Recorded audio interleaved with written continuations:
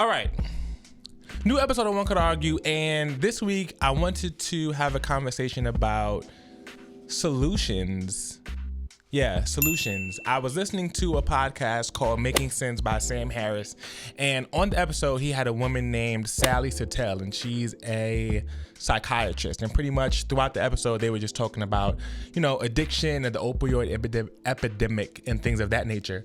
And it was interesting as she was talking about addiction because she was pretty much saying how one of the things that they're facing in the field is trying to separate addiction from being considered or classified as a disease versus a general cause and effect. If you're looking at addiction, there's a reason why you're addicted to whatever you're addicted to, whether something traumatic happened or, you went to a party and, you smoked your legs blunt. There's a bunch of reasons why things happen. So in that was one part that really caught my attention in regards of that being broken down into something that you can help understand and walk yourself out of without feeling like it's just, like I said, a disease. It sort of makes me think about people who will say, I was born this way, or this is just how I am. There's no such thing as being born this way. There's no such thing as this is how I am in regards of character.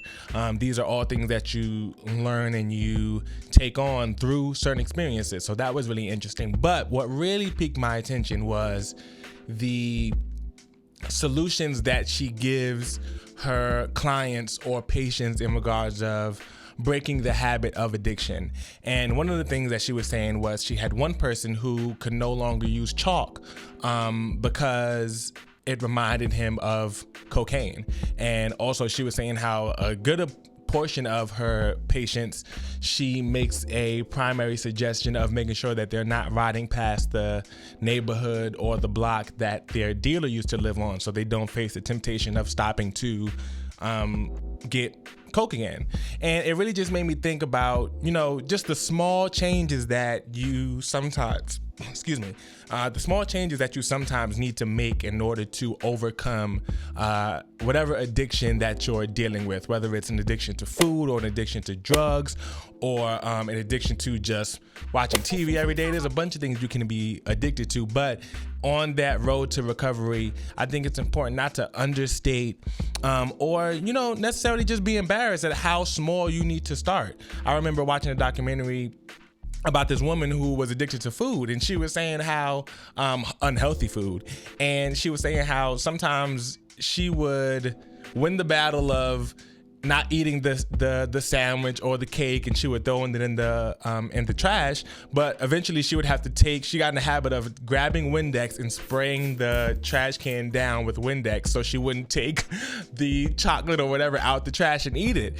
And I don't know, sometimes to some people it's like, yo, that's too much, that's extreme, why you gotta do all that? But addiction is real. Like, people really be fiending for certain stuff, and some people may say, it doesn't take that much, but sometimes it does. And hopefully she got to a point where she was like, hey, I'm just not going to go to the supermarket and buy this anymore, so it's not in my home. But even that sometimes takes growth to get to that step. Sometimes you have to work back really slowly in order to get yourself at a place where you're even comfortable starting, and then building your way up from there. So yeah, this week I just wanted to, shine a light on that, because I know there are a lot of people who deal with addiction in big ways and small ways. I know sometimes I deal with my addiction with food. I love food so much. So it's like sometimes I'll do good for 3 days and I can eat 1 pack of M&Ms, and then for the next 6 hours I done ate 8 packs of M&Ms and 2 bags of popcorn and some